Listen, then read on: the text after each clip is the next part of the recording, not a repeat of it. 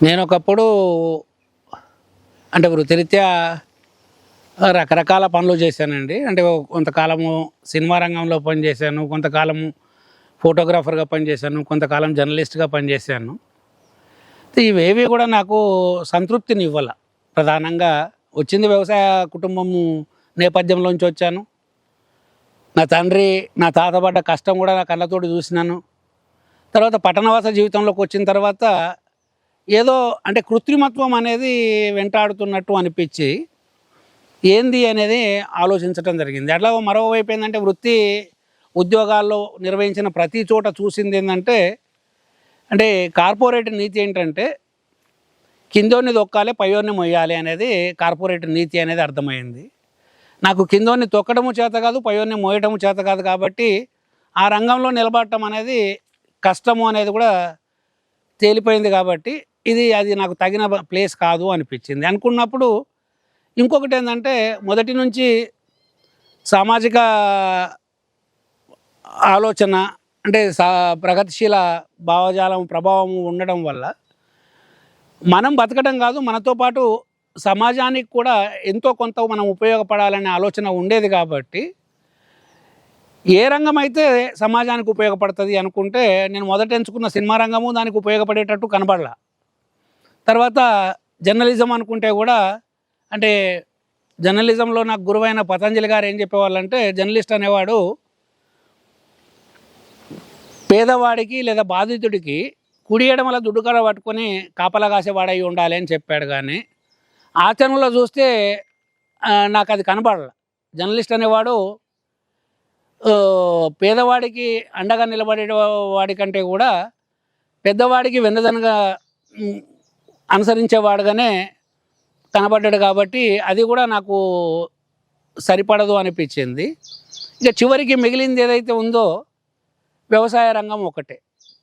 అంటే ఈ సమాజంలో ఏ వృత్తి నడవకపోయినా సమాజము బతికిపోతుంది. కానీ రైతు ఒక్కడు కనుక మూలకు కూర్చొనేసి నా పని నేను చెయ్యను అనుకుంటే సమాజం మొత్తానికి ఆకలి బాధలు ముందుకు వస్తాయి అనేది అర్థమైనప్పుడు అందరికీ అన్నం పెట్టే వృత్తిలోనే మనము నిలబడటము అవసరము. అలాగే వ్యవసాయంలో ఉన్న సంక్షోభాన్ని చూస్తున్నాము. అంటే నా తాత కాలంలో ఉన్న వ్యవసాయ సాధికారత సమృద్ధి అనేది మా నాన్న కాలంలో లేదు. మా నాన్న కాలంలో ఉన్నది మన కాలంలోకి వచ్చేటప్పటికి కూడా కనబడట్లేదు. కాబట్టి వ్యవసాయం పరాధీనం అవుతుంది అనేది అర్థమైనప్పుడు ఈ పరాధీనమైన వ్యవసాయాన్ని తిరిగి స్వయం సమృద్ధంగా నిలబెట్టడం ఎట్లా అనేది అనుకుంటే దీన్నే కార్యక్షేత్రంగా మార్చుకోవటం అవసరము అనిపించి వ్యవసాయంలోకి రావటం జరిగింది. వాస్తవానికి వ్యవసాయంలోకి వచ్చేనాటికి నాకు వ్యవసాయ పనులు తెలియటం తప్ప వ్యవసాయ అనుభవం లేదు. అంటే వ్యవసాయంలో రైతు అని ఎవరిని అంటామంటే ఒక పంట విత్తనం పెట్టినప్పటి నుంచి పంట మొత్తము హార్వెస్ట్ చేసే వరకు అంటే పంట కోసుకునే వరకు అన్ని దశల్లో దాన్ని సమన్వయం చేసుకొని పనులు నిర్వహించుకున్నవాడే రైతు అవుతాడు. లేకపోతే వ్యవసాయ పనులు తెలియటమే తప్ప వ్యవసాయ రంగంలో పాల్గొంటున్న ప్రతి ఒక్కరూ రైతులు కారు.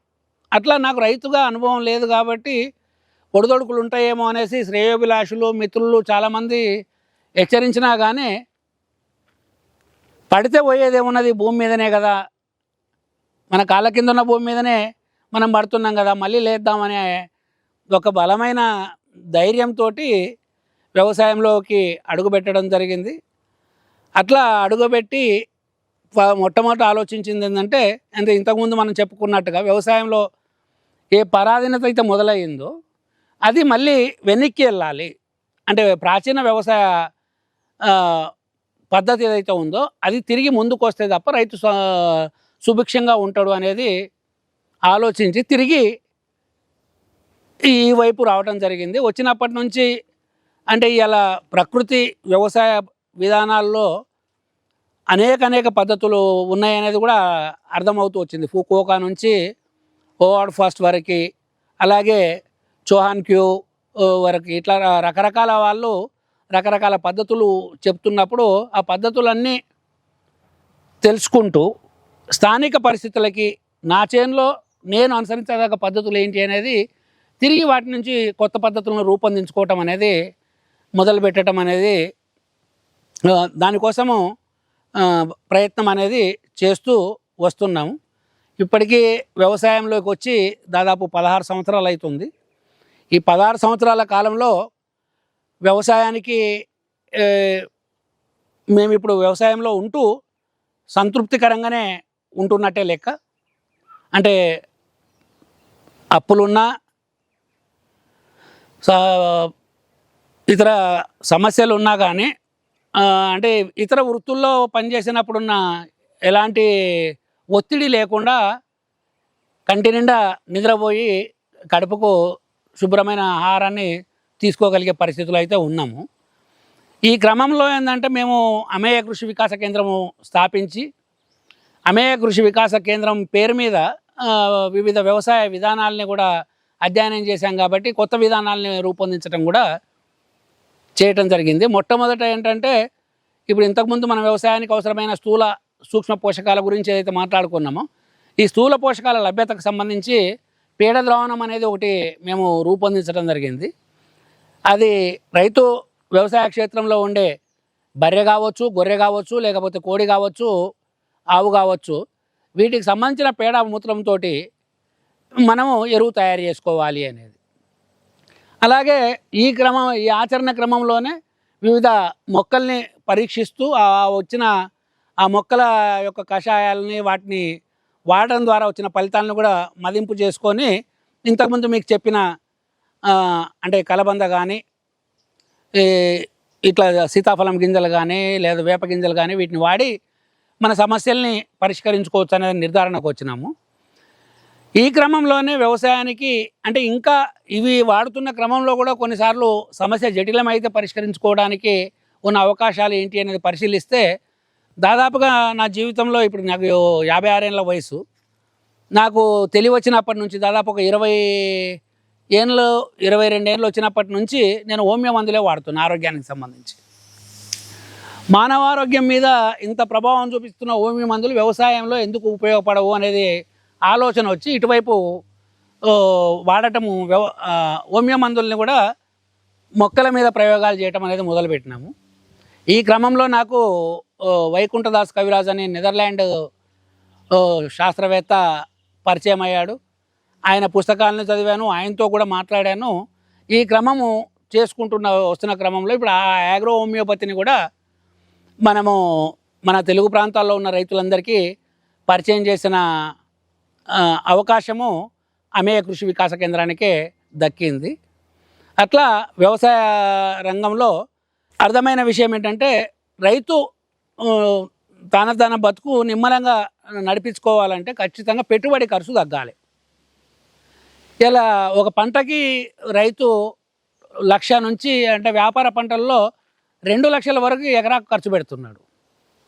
తీరా పంట అమ్మినప్పుడు వస్తున్న అమౌంట్ చూసుకుంటే పెద్ద మొత్తం ఏమి రావట్లేదు. అంటే ఆయనకు 2 లక్షలు ఖర్చు పెడితే 2 లక్షల మీద ఓ 10,000 15,000 మిగులుతుంది తప్ప అంటే పెట్టిన పంట పెట్టుబడికి పెట్టిన అప్పు తీర్చుకోగా మిగులుతున్నది 5-10 వేలే మిగులుతున్నాయి.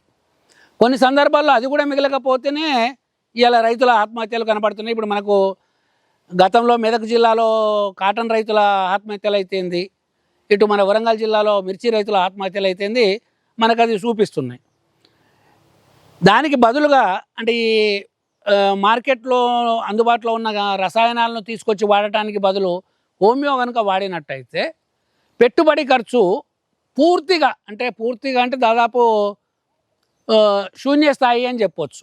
అంటే ఒక రైతు ఒక పంట ఒక పేనును నిర్మూలించడానికి వాడే మందు వాడాలంటే దాదాపు ఒక స్ప్రేకి 2,000 రూపాయలు ఖర్చు పెడుతున్నాడు.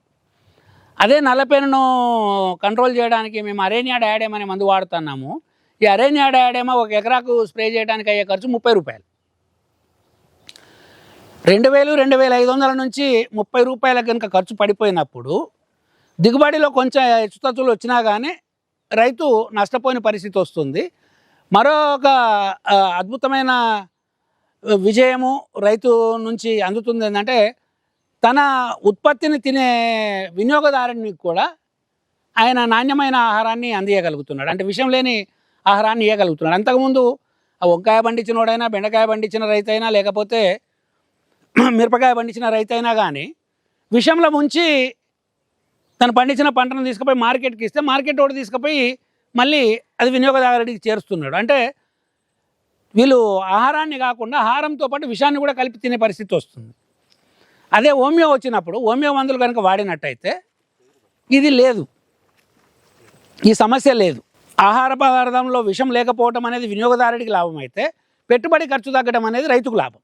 కాబట్టి రైతు ఆర్థిక పరిస్థితి స్థిరంగా ఉంటుంది, అటు వినియోగదారుడి ఆరోగ్యం క్షేమంగా ఉంటుంది అనేది ఈ ఆగ్రో హోమియోపతి వాడటం ద్వారా మాకు అనుభవంలోకి వచ్చిన అంశము. ఇదే విషయాన్ని ఇవాళ అమేయ కృషి వికాస కేంద్రం దేశవ్యాప్తంగా ఉన్న రైతులకి చెప్తుంది. ఈ పేరు మీద అమేయ కృషి వికాస కేంద్రం పేరు మీద ఒక యూట్యూబ్ ఛానల్ కూడా స్టార్ట్ చేసి ఆయా పంటల మీద వాడే హోమియో మందులు, వాటికి సంబంధించిన నిష్పత్తి, ఏ విధంగా వాడుకోవాలి, ఎట్లా వాడుకోవాలి, ఏ తెగులుకు ఏ కీటకానికి ఏది అనేది ఓపెన్గానే పెట్టి పబ్లిక్ డొమైన్లోనే పెట్టాము. అది ఇప్పుడు అనేక ప్రాంతాల రైతులు వాడుతున్నారు. సో వ్యవసాయ ప్రస్థానము అంటే బతుకు వెతుక్కోవడం దగ్గర నుంచి వ్యవసాయాన్ని పరిరక్షించుకోవటం దారి లోపట ఇవాళ మేము నడుస్తున్నాం అనేది చెప్పుకోవచ్చు.